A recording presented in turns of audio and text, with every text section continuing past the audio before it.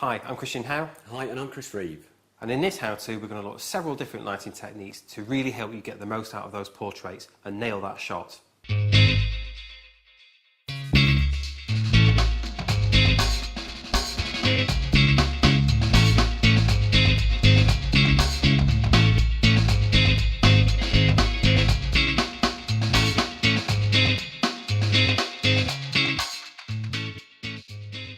We're shooting two very simple setups here, broad and short lighting.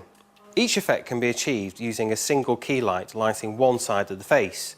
You can add lights and reflectors to help fill the shadows. I've only used a single light as it makes it easier to see how the light and shadows affect the shape of the face.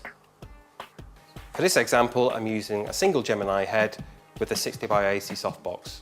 So here we're looking at broad lighting, and this refers to lighting the broadest side of the face, which is usually closest to the camera, from the ear to the chin, with the nose furthest from the key light. It makes the face look very large, since the studio light is lighting the majority of the face. As the model turns to face the camera more, it will help reduce the broadness of the lighting and make the face look less flat.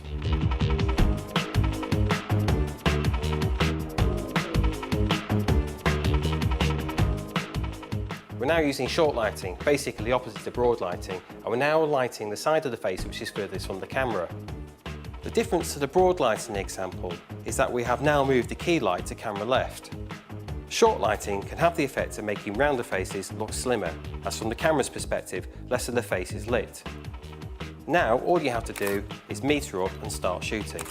Don't be afraid to experiment, as everybody's face is different.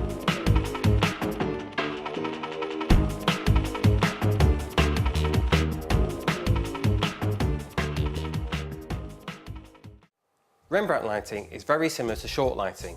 All I've done in this example is move the softbox around, raise it up slightly in order to try and achieve a small inverted triangle on the far side of the model's face.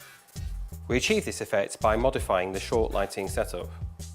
If you want a small inverted triangle on the shadow side of the face, try raising the key light more or using a much tighter light source, such as a honeycomb grid.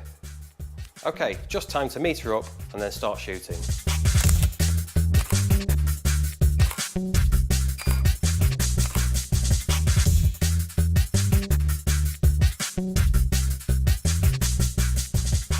Butterfly lighting creates a totally different effect, and it refers to the shadow cast under the nose of the model. You will need to suspend the key light directly above the subject so that the shadows are all cast downwards. This creates a very moody and dramatic effect whilst elongating the facial features. It is more flexible when your subject is moving a lot, providing that they remain under the light. Movement of the head will of course change the shape of the face. Okay, so we've metered up, adjusted the light, now it's time to shoot.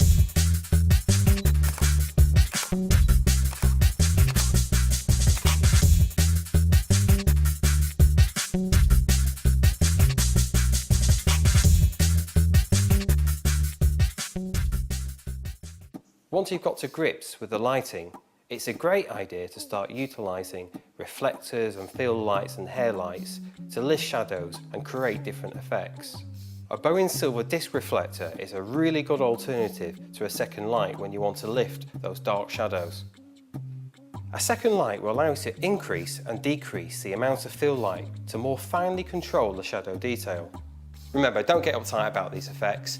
This is your opportunity to play around with them and create some really interesting shapes. Get your studio as dark as possible and use the modelling capability on your Bowens head to shape your subject's face. Thanks for that, Christian. Great shots. Now let's look at a few tips to get you started. Keep it simple. On the Rembrandt shot, we used one small Bowens softbox. You don't need packs of equipment to recreate this shot, but just have some fun. Look at paintings by Vermeer and Rembrandt and look at how they use light in their paintings and try and emulate it in some of your photographs. Artists have always been inspirations for photographers. Just to recap from Christian's shoot, short lighting has the effect of making rounder faces look slimmer, while broad lighting makes a face look larger and more two-dimensional. With the Rembrandt style of lighting, if you want to increase the size of the inverted triangular highlight under the eyes, simply move the light closer to the camera's axis. Thanks Chris, they're great tips. There you have it, several different ways in which you can shape the model's face in order to achieve different effects. Now remember to check us out on the BOWENS website, and we'll see you next time on How To.